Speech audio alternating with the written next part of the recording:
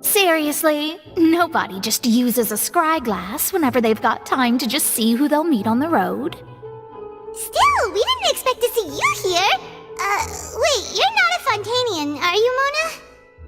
Well, I have some business to attend to here, so I booked a hotel in the city. I was just out for a stroll when I bumped into you. Quite unexpectedly, if I might add. Why did you think I was from Fontaine, though? Is that because Magistus doesn't sound much like a Mondstadter surname? Yeah, let's go with that. Well, I used to have my own surname, which was, well, some other thing. Either way, the old hag told me when she took me as her disciple that the first step to being a great astrologist's pupil was to change that name. There was nothing for it, really. She really is amazing at astrology, so I changed my name to what it is now according to her wishes. To my surprise, however, Magistus is not the name of some ancient house or clan. It isn't? Nope. Although it is used by us in place of surnames, it generally just means great. Wow! Imagine including a boast in your name. Wait, are you gonna have to put that into your genealogy as well? I reckon so. In any case, I'd give my disciple a name like this as well, if I were to take one. Astromancer Barbeloth Trismegistus. Whoa, that's a lot. My name means Mona the Great Astrologist. Thrice as great? That's so petty. I know, right? That's just how she is.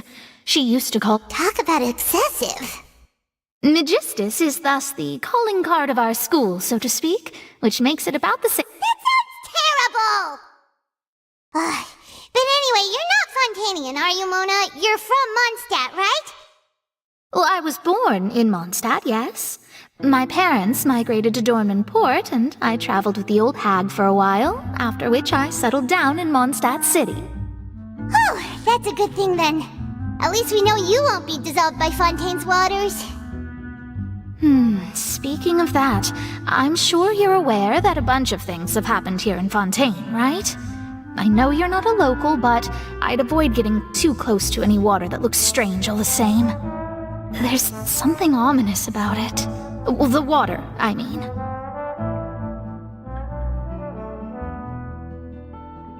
That was the main reason, yes.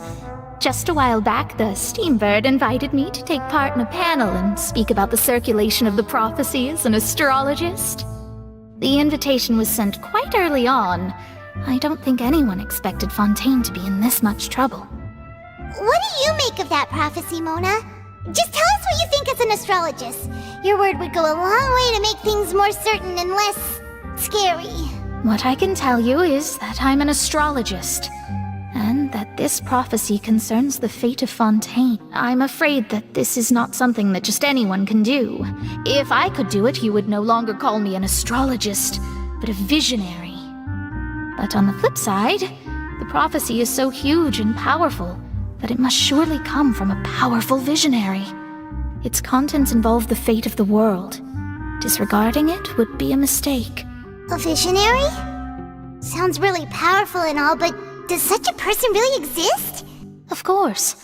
The old hag could do it, and I'd bet there are others amongst those Hexenzirkel colleagues of hers who could do something similar. Huh? Are you sure? All right, I'll help you. It isn't often that I see you with such a serious look on your face. I'll tell you once I hear back from her. Thanks, Mona! You're amazing as always! Oh, well, this is something only I can do after all. So yes, your praises are quite welcome. That's the greatest of astrologists for you! Of all the people we know, you know the star's the best! Indeed, indeed. That's the spirit. Oh, sorry.